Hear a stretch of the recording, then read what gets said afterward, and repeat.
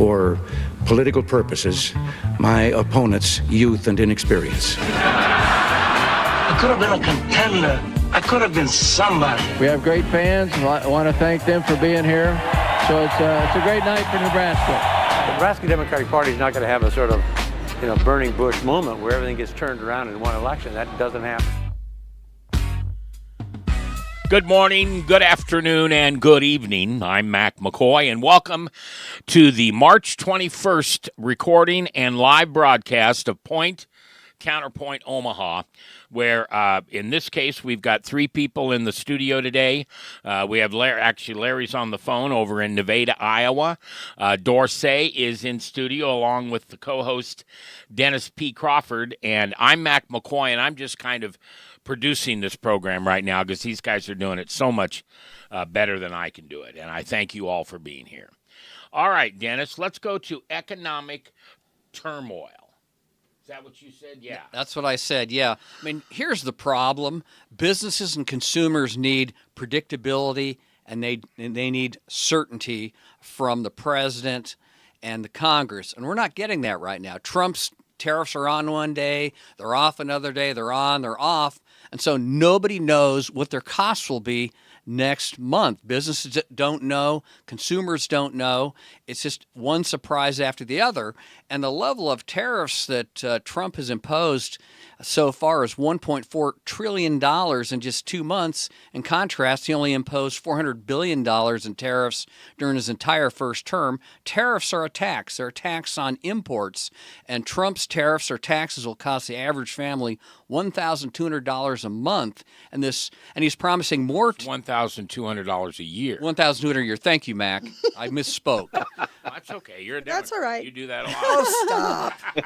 Behave. But in any event, Trump is promising a huge level of tariffs in April, too, on all of our major trading partners. Consumer confidence is down. The business uncertainty index is up. Inflation expectations are up. Economic growth expectations are down. We're going in the wrong direction. He's making a bunch of mistakes. Larry, I want you to step in here, and let's note that all of us in this room are business people. But Dorsay, you are running an active business, and Larry is also. So I want to hear from the two of you. Larry, your turn. Well, I think there's no doubt there's uncertainty, which is not unusual. For the last 4 years, we've dealt with uncertainty and increases in inflation and all the countries. Well, that's not necessarily true. The worst violators of the tariffs against us that Trump is using to match are coming around and say, you know what, we want to reconsider this. And tariffs, they're not taxes, they're tools, and if used properly, they get the desired results. It's a carrot and stick. You dangle a carrot, you say, hey, we want to have free trade, let's be buddies. That doesn't work. Okay, get the stick out.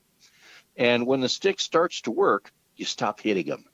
And that's the whole idea of on again, off again, is if what's going on is working, then you back off of it. You relieve the pressure a little bit. You take the pressure completely away, and you've gotten the results you've wanted. So I haven't seen anything negative, really, other than some business uncertainty. And as a business person, I've been dealing with that for the last 4 years, well, actually all my life in business. So I don't see it quite the way that Dennis sees it, but I do agree there's some uncertainty there. All of the discrepancies, all of the changes that are coming are measured in tenths of a percent, or even hundredths of a percent. And they're a little up, they're a little down. Yeah. Today is down, tomorrow is up. And I think that trying to second guess that, you need Sister Sarah the psychic to really come up and say, no, this is going to happen or not. That's a longtime psychic in Des Moines, and everybody knows who she is. Oh, okay. All right. Okay, so I agree with both gentlemen, right? I know talking to some businesses, depending on what they do, it makes them very nervous, okay? And I get that. I also deal with a lot of businesses who are doing somersaults because, number one, the bleeding has stopped from the last 4 years. It can't get any worse as far as businesses have been concerned, at least with the people that I've dealt with.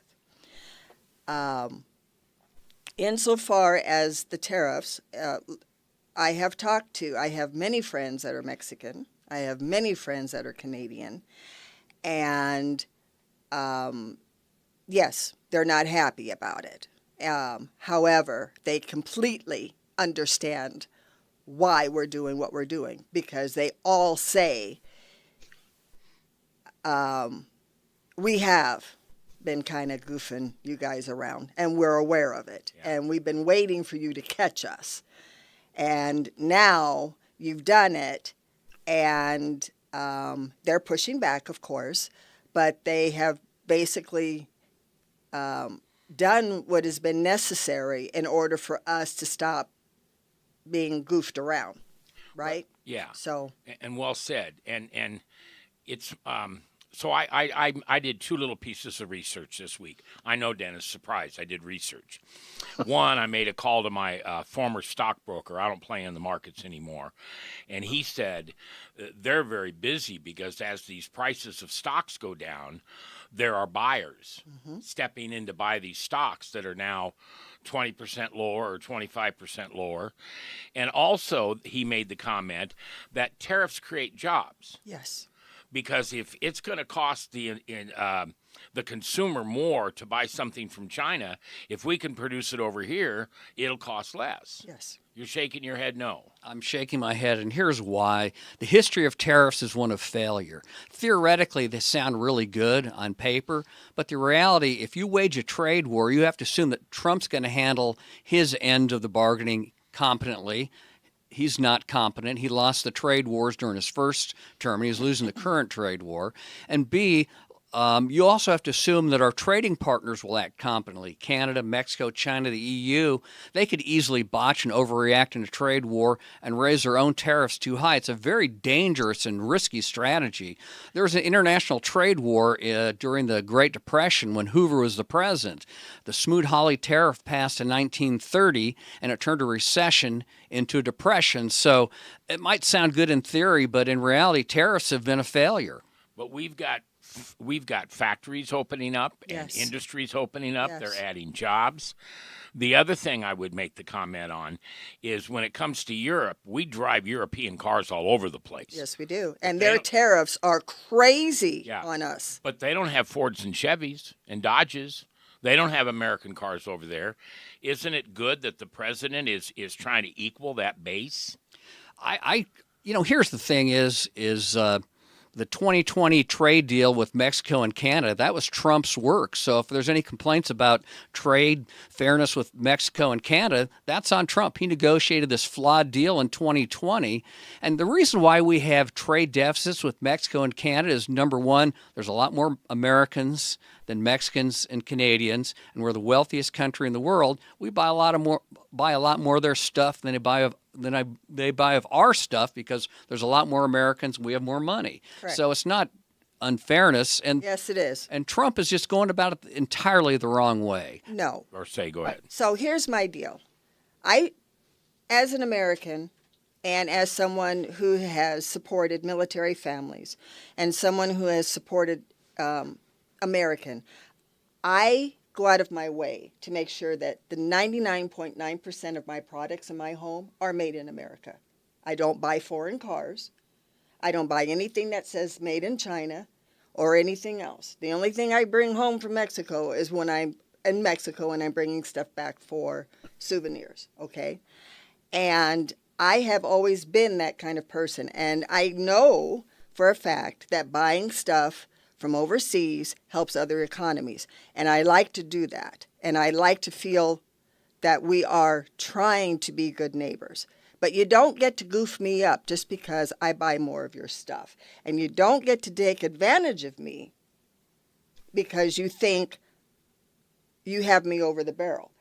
One of the things I found absolutely appalling about the Canadian thing was they were actually going to shut off electricity to people in the middle of winter in the United States because of 25% tariffs. When they tariff 250% on butter, on, milk, on eggs, that stuff that comes from our country. And I don't feel that 25% is unreasonable. I don't. And obviously they did. And so it got so bad that Alberta actually sent people down to Mar-a-Lago to negotiate with Trump because they think their government has lost their minds, and they know that if they start shutting stuff off, we do the same, and unfortunately, Canada becomes the 51st state because they're a failed state.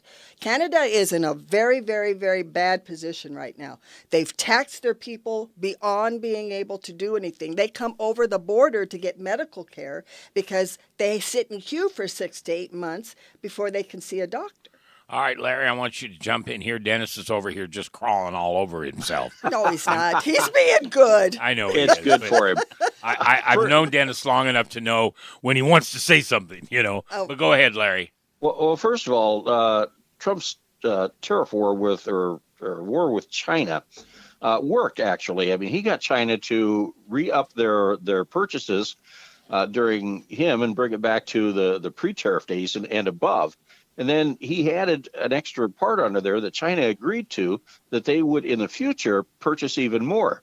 And what happened is after he lost the election, Biden didn't hold China to that part of the agreement.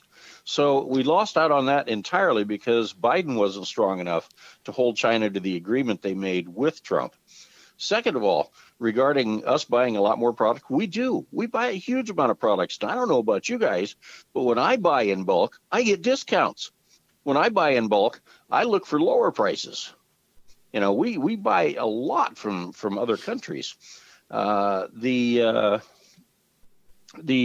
Canada issue, I think they shot themselves in the foot in the worst possible way, because what happened is we found out that we could be held ransomed for that. We could be held hostage because of their power supply. And what's going to happen is Trump just came out the other day and said, we're refiring our coal plants. We're going to start producing more of our own electricity, more of our own energy.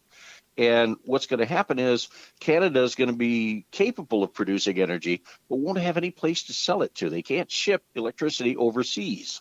Yeah, they can't ship what they were sending to the U.S. anywhere else but to us.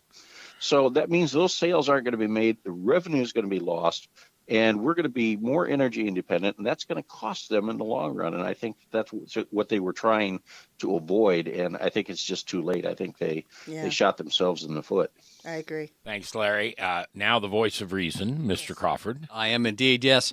I mean, here's the reality is Trump lost the trade war to China during his first term. By 2020, 40% of farm income came from a federal farm bailout that was backed by both parties. And farmers have long said they want markets. They don't want bailouts. Already, Pete Ricketts is talking about another farm bailout because of Trump's new trade war with China. I mean, here's the deal. I'm a big history buff, and kind of history is kind of my North Star. And history tells us that trade wars don't work. And trade wars don't work because world leaders botch things and foul it up. It's a very risky and dangerous strategy. I don't trust Trump or other foreign leaders to get a trade war right. I think Trump should repeal all these tariffs he's put in place before he's in office and start all over again. This isn't helping anybody. Okay, but if when we opened up this conversation, you said tariff on, tariff off, tariff on, tariff on, off. I do that right? Yeah.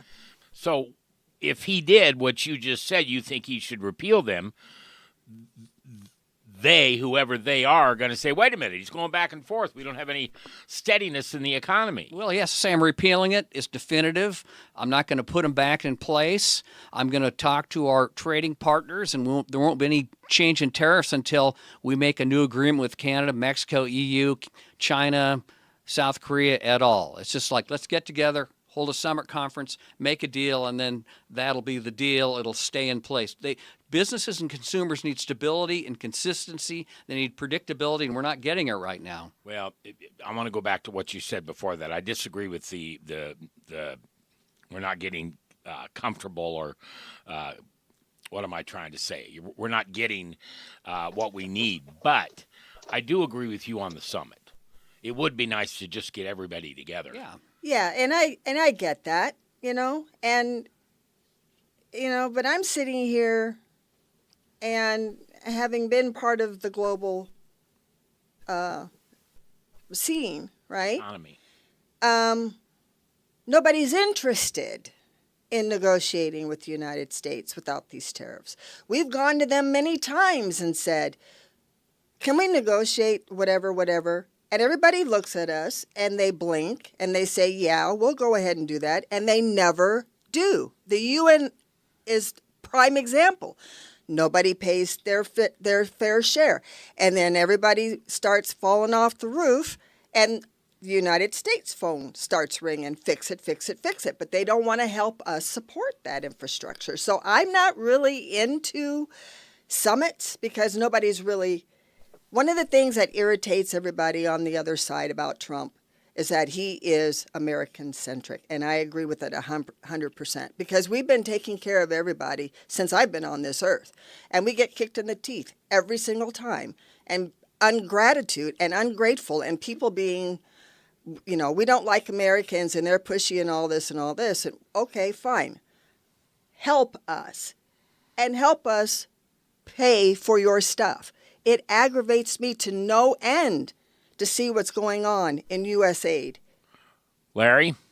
Well, I agree. The history is a wonderful teacher. It also teaches us what not to do. And tariffs in the past haven't worked that well in past presidents because the presidents have been worried about more being popular than they are doing what's right. Amen. And, that to me just doesn't work. Trump is not worried about being unpopular. He knows what the right thing to do, and he chooses to do it. One of the things about, getting people's attention, Cassius Clay, as Muhammad Ali or whomever, it was early in his career, said, everybody has a plan until they get punched in the face. Okay?